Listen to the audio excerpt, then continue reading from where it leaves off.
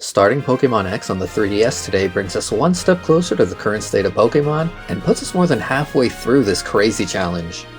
The graphics have undergone a drastic change and we're now fully 3D. Gameplay formulas continue to make iterative changes, most notably in the addition of the Fairy type, the first type addition since Dark and Steel way back in Gen 2. On top of all the changes made, I distinctly recall Gen 6 as the start of Easy Mode in the franchise. With that being said, I'm curious to see how things will play out as we get started. After a rude awakening from Fletchling and an outfit change, we're off to the neighboring Aquacord town to meet up with some friends. Shauna, Serena, and I are set to receive our starter in a Pokédex, courtesy of the region's Professor Sycamore. Delivered to us by Tierno and Trevor, our first partner is Strider the Froakie. With the selection complete, Shauna immediately challenges us to a battle. On top of selecting the starter with the disadvantage, the starters in this generation already know a move of their type, making this one even easier to earn. We quickly turn Sycamore's letter over to Mom. No, it's not a love letter, and move on to Route 2. After Serena's catching tutorial, the run is on with our first level cap set at 12. The team makes heaps of additions as we work our way to Santaloon City for our first gym battle. Viola the Scatterbug from Route 2, Chives the Pansage from Santaloon Forest, Bonnie the Bunnelby from Route 3, and Simba the Litleo from Route 22 all join up and training kicks off in full force. As the team powers up, Viola evolves into Spupa, and then again into Vivian. I love the bug type for this. Once the team is ready, we get a battle with Viola started. Our Viola starts things off against Surskit, getting the KO with a couple struggle bug attacks. The Vivian mirror match is next. Viola paralyzes Vivian with Stun Spore and hangs tough as Infestation chips away at her. Simba trades places as soon as the infestation ends, using Ember to deal big damage and ultimately end the battle. The level cap more than doubles to 25 as we receive our first badge, and we have tons of ground to cover before getting to the second gym. Shortly after our win at the gym, we meet with Viola's older sister, Alexa. I always assume that these characters have family, but it's nice to get visual confirmation once in a while. Alexa gives us an XP share for our win at the gym. Starting now, the XP share is a key item that awards experience to the entire party. This change will help immensely in minimizing grind times, but will need to be toggled on and off constantly to avoid overleveling. This is one of the key contributors to the birth of Easy Mode, I think. Moving on, we find and add Delilah the Skitty to the team on Route 4 and reach the bustling Lumiose City. Since his lab is located here, we finally get the chance to meet the professor in the form of a battle. In typical Gen 1er style, Sycamore uses the original starter trio to battle us. Simba, Chives, and Strider each take their turn with one of the starters for an easy win. Thanks to the ban list, the Megastone we receive alongside a second starter won't see any use. Professor Sycamore then tasks us with helping him uncover the mysteries behind Mega Evolution and points us in the direction of Camp Freer Town. Before we can head out though, we're introduced to another striking character. Lysandre wants to make the world a better place and create a beautiful world. With a goal as lofty as this, there's no doubt that he's the antagonist to beat in Kalos. And just in case you weren't sure, running into him again in conversation with a woman named Diantha reveals just how manic he is about his ideologies. After he leaves, Diantha leaves as well, promising us a battle someday. Right as we step foot onto Route 5, a Lucario walks up to us. Bro detected our aura from miles away. The farming has been going well. Lucario's trainer Karina catches up, revealing that she's a gym leader we'll be battling at some point before heading out. With the interruptions over for the moment, we get around to finding our next encounter. Floofy the Furfrou joins us, and with this capture, Strider evolves into Frogadier. I guess I forgot to mention that catching Pokemon yields XP too. Easy mode. The team powers up steadily as we approach Camp Freer Town, getting into a battle with Tierno. His character-defining trait is that he loves dance. To prove it, he starts by using Swords Dance. Despite the boost, our Floofy is super tanky and shrugs Corfish's attacks off to secure us the win. Arriving in town at last, Shauna and I are thrust into a problem that needs solving. For the 6th time this challenge, a Snorlax is blocking progression. The Pokeflute expert can't immediately wake the big guy up though, because the flute's been taken by the owner of Parfum Palace. Hoping to learn something about Mega Evolution at the same time, we head over to the palace, continuing to make gains as we do. The owner's lost track of his own Furfrou, so Shauna and I work together to corner the doggo. Apparently a fireworks display in the middle of the day is an appropriate prize for our help. On the bright side, it gets us a bit closer to Shauna. After talking some shit about the class divide, the owner lets us take the Poké Flute, and his butler gives us some minor clues about Mega Evolution too. All in all, the side quest was a success. On our way back to the blocked bridge, we find and catch PTSD the Esper on Route 6. Look at her. She's seen things that she can't unsee. Floofy takes point as we wake the sleeping Snorlax up, using his bulk to outpace and defeat it. The Parfum Palace owner makes a half-baked attempt at patching things up before we can finally move on to our next destination, Ambret Town. Heading to Route 7 next, Serena and I team up in a friendly double battle against Trevor and Tierno. Bonnie cuts it way closer than I would have liked, but the battle is won in the end. In Ambret Town's fossil lab, we're directed to the Glittering Cave in hopes of learning more about Mega Evolution. In order to get there in one piece, we have to hitch a ride on this Rhyhorn. It always felt a bit clunky to me, but was a fun idea overall. The Glittering Cave is where we have our first encounter with the evil organization of Kalos, Team Flare.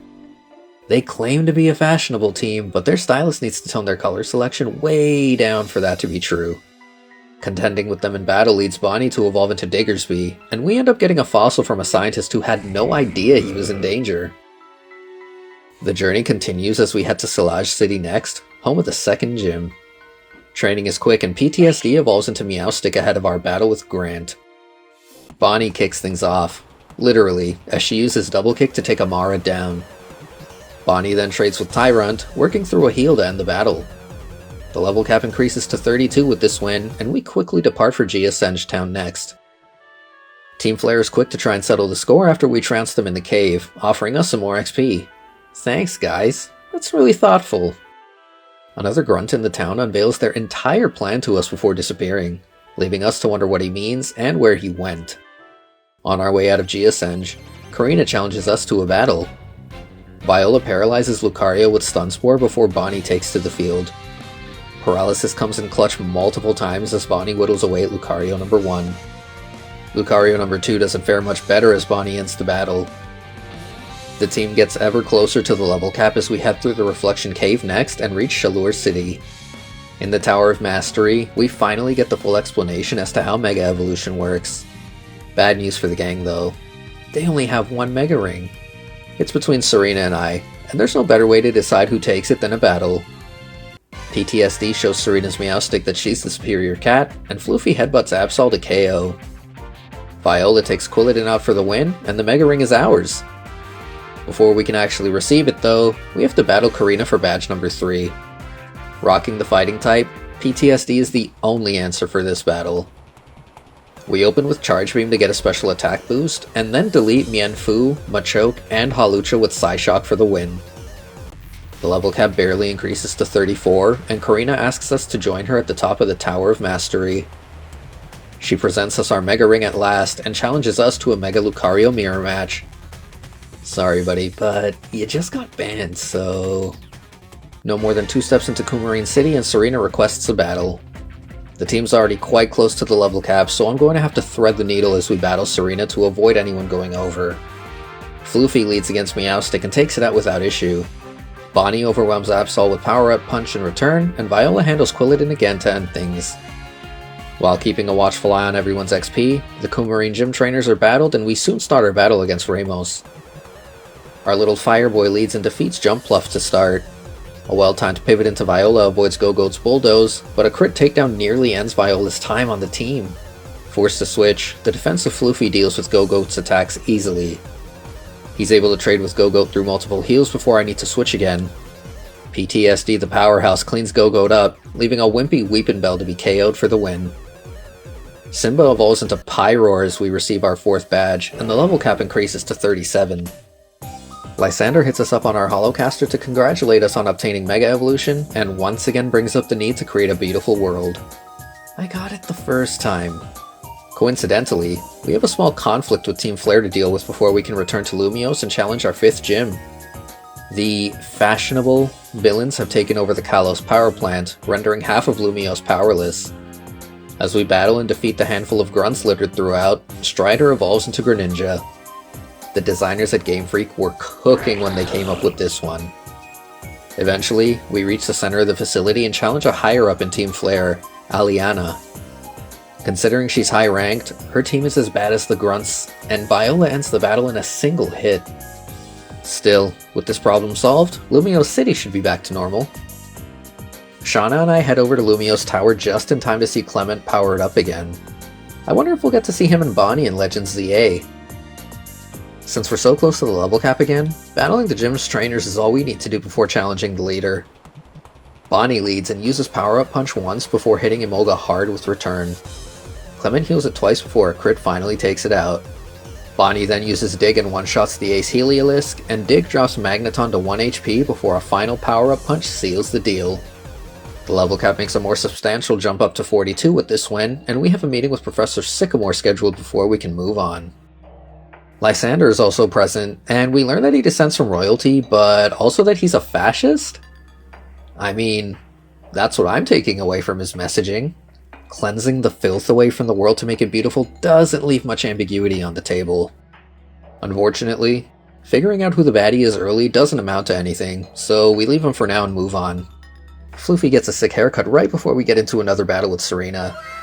Strider faces off with and defeats Meowstic, and Viola defeats both Chestnut and Absol with her super powerful Bug Buzz. Shauna has a second of introspection after the battle. Just kidding, before we move on to Laver City. Highlighting the new type addition, the Laver gym specializes in fairy types. There's nothing else to do right now but train, so we work up to the cap and challenge Valerie. Simba starts the battle strong by melting Mawile with Flamethrower. Flamethrower does decent damage to Mr. Mime, but Light Screen hinders our progress. Simba uses Work Up and Flamethrower continues to put in work, but we're dropped low and Mr. Mime is healed. PTSD takes over, setting up a Light Screen of our own. Charge Beam then boosts our special attack before Shadow Ball finishes Mr. Mime. Valerie's Ace Sylveon is then taken out by Psychic, sped up greatly by a crit. The acquisition of this badge increases the level cap to 48 and brings trouble with Team Flare along with it. This time, they've taken over the Pokeball factory. Shauna and Trevor end up causing a distraction, which lets Serena and I get in uncontested. More wimpy grunts are dispatched before we make it to the main office and get into a battle with a nameless admin. The admin, Scraggy, and Houndoom are easily dispatched by Strider, and 2 more of Team Flare's scientists make their attempt at stopping us next. Thanks to Strider, Bonnie, and Serena's Meowstic, Celosia and Bryony's Pokemon drop like flies. With them booted out of the factory, we get to move on to Dendemale Town. The professor catches up to us and name drops the legendary Pokemon of this title, Xerneas. Trevor shows up right after, subtly guiding us to the Frost Cavern as our next destination. Team Flare is relentless. Powering up as we make our way into the cavern's depths, we find them harassing an Abomasnow. Trevor and I take 1 grunt each before I challenge Mabel and smoke her Houndoom to send them packing. Abomasnow gives us its Mega Stone as thanks for our help, and we're free to move on to Anistar City next with the help of Mamoswine. Serena challenges us to another battle ahead of our gym challenge, Glutton for Punishment. Simba does decent damage with Crunch, but an unlucky special defense drop prompts me to switch over to Strider. He nearly finishes Meowstic off, but Serena pivots into Vaporeon. Strider is able to overwhelm Vaporeon and take it out, nullifying the value in the pivot to begin with. Simba tanks Chestnut Seed Bomb on the switch and burns with Flamethrower. We're dropped way too low for comfort, so I get Floofy to take over as the burn takes Chestnut down. Floofy defeats the weakened Meowstic next and trades with the Absol to win us the battle. The Anistar gym trainers get our grind to the cap start, and we soon have a battle with Olympia on our hands. I start the battle with PTSD, hoping to get some special attack boosts with Charge Beam. Olympia choosing to heal her Sigilif guaranteed us more than we otherwise would have gotten, leading to a Shadow Ball Loco on her Meowstic, and an eventual Slowking KO for the win. With the 7th badge in hand, the level cap increases to 59. More importantly, Lysandre finally comes out and announces his insane plan as leader of Team Flare. He wants to wipe out all but Team Flare using an ancient weapon, all in an effort to wipe the slate clean and craft his beautiful world. The plot has officially kicked into high gear now. We kick the doors down on their hidden base in Lumio City and get into a battle with the boss man himself. PTSD takes Mianfu out with Psychic, and Floofy defeats Murkrow with some headbutts. Strider and Floofy work together to take Gyarados out, and finally, Pyroar is taken out by Bonnie and PTSD. Lysandre tries to rationalize his motives with us and leaves us to explore his base. The grunts, admins, and even the scientists are no match for our team as they grow progressively more powerful, and we eventually retrieve the elevator key. We find Lysandre and a really tall guy on the lower level, and the tall one lore dumps on us. The ancient weapon Lysandre plans on using was originally made to restore life, but was changed to end a war. And to top it all off, that resurrected Pokémon left his friend in shame. Lysandre actually gives us the chance to stop him by defeating Xerosic and selecting the right button. PTSD takes Crobat out, Viola handles Malamar, and we even select the right button, but Xerosic is too unhinged to actually let things end so easily.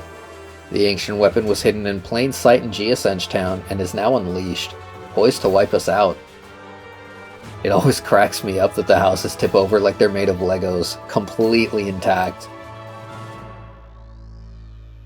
Team Flare's other secret base and control center for the ancient weapon is only a couple steps away, and we enter with Serena to confront Lysandre again. Evidently, he's sad that Pokemon will perish as collateral, but still won't hesitate to follow through. Time for another butt kicking, I suppose. PTSD leads the charge again, taking me and Xiao out with Psychic and setting up Light Screen.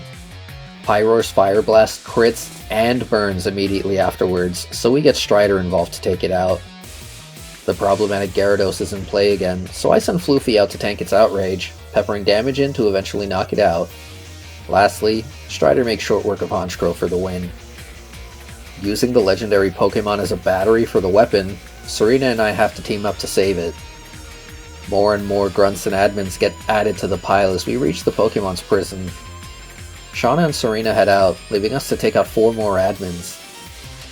Considering they use 1 or 2 Pokemon each, I feel like it would have been more impactful for them to be one named opponent that used a more substantial team. Now that they're out of the way, some prep and 1 button press unleashes Xerneas. You know the drill by now. Master Ball into PC is a true combo. Lysandre shows up again with an insane piece of tech on, challenging us one last time. Yan Xiao gets bodied by Psychic again, and this time PTSD uses some turns against Pyroar to set up Calm Mind. With special attack and defense bolstered, Psychic one-shots the Lion. Honchkrow falls to Thunderbolt, leaving Gyarados to contend with. Lysandre's bond with Gyarados is genuine and it Mega Evolves, but it still falls to a boosted Thunderbolt. Soundly defeated, the evil mastermind crashes out, and plans on using the weapon to curse us with immortality. Okay. The weapon kinda looks like it imploded on itself. Well, problem solved. There are no more distractions left. We can finally head over and secure our final... Oh, come on! Okay, the professor's been defeated. Surely now we can... Seriously? You're lucky I actually like you, Shauna. There was no way in hell you'd win this battle, though. God, even Trevor and Tierno want to battle? That's not even your thing. You like dance, and you want to catch them all. I suppose I can thank them for shortening the duration of the grind by sending out high-level fodder for the gang to beat up on, but... annoying. At long last, we've arrived in Snowbell City, home of the final gym. And the gym leader isn't here. Great. One annoying trek through the winding woods of Route 20, and we find Wulfric. Now get your ass back to the gym so I can beat you. Training starts with the gym's trainers, and Simba is ready to torch Wulfric's beard off in no time. Simba uses Work Up twice, and flamethrowers enough heat to Oko Abomasnow, Avalugg, and Cryogonal for the win. Before making a beeline for Victory Road in the Pokemon League, the team needs to get themselves in order. First, it's time to talk about a new feature. Super Training is a fun way to EV train unique to Gen 6, and something I probably should have done at the start. Thankfully, the feature has a way to reset EVs, and after putting in some hours to sort them out, the team's stats are far more appropriately spread. It goes without saying that in the next 3 titles, I'll be doing this ASAP. After this, we tour the region to pick up some important TMs that I missed or forgot about, and some really good held items too. With everyone set up for success, the journey through Victory Road goes swimmingly. Serena issues her final challenge to us partway through. Viola gets a couple of quiver dances off before nearly falling to a crit Psychic. Holy shit. Bug Buzz KOs in retaliation. I send Floofy out to cover for Viola and begin toxic stalling Vaporeon. Return speeds things along, but Floofy is also dropped low. Strider joins the battle and Vaporeon is taken out. Ice Beam is an Oko on Altaria, and Simba's Flamethrower Oko's Chestnut after missing Will-O-Wisp and nearly dying to Brick Break. Last but not least, Bonnie trades with Absol for the win. I was definitely clowning on her throughout the journey, but Serena put up a hell of a fight here. I'll be sure to stay on my guard as we enter the Pokemon League and challenge Kalos' Elite Four for the first time this challenge. We're once again able to select the order that we battle the trainers, and I opt for the fire user Malva as our first. Strider starts the gauntlet strong, using Surf to Oko Pyroar, Talonflame, Torkoal, and Chandelure for the win. Next up, the Dragon Granny, Drasna. Bonnie takes point to deal with Dragalge, getting the Oko with Earthquake. Bonnie uses Bulk Up as Druddigon tries to chip away at her, then we KO it and Altaria with Return. Strider takes over and Oko's Noivern with Ice Beam to end the battle. The Water-type trainer Seabold is our next opponent, the least straightforward of the four for our specific team to deal with. Thankfully, we have a cat with PTSD. Using Calm Mind, she's able to hang tough and then take Clawitzer out with Thunderbolt. Barbaracle, Gyarados, and Starmie all fall to Thunderbolt next, saving the Steel Knight Wickstrom for last. Simba leads, and I decide to use Work Up before using Flamethrower to KO Klefki. Probopass requires an extra hit to take out, but falls all the same. Aegislash and Scizor aren't as fortunate and go down to Flamethrower for the win. We are one battle away from going deathless again after so long, and standing before us is Diantha. She did promise us a battle. PTSD continues her reign of terror and takes Hawlucha out with Psychic. Floofy takes point to contend with Gourgeist. After using Cotton Guard to beef up, Toxic and Sucker Punch are the perfect combo to take the Gourd down. Tyrantrum is sent out next, so I use Toxic to start the timer. With all of the defense boosts, Floofy is able to put in decent work before I pivot into Strider. Ice Beam finishes Tyrantrum off, and Goodra is up next. I use U-turn to get PTSD back out, and then start to set Calm Mind up.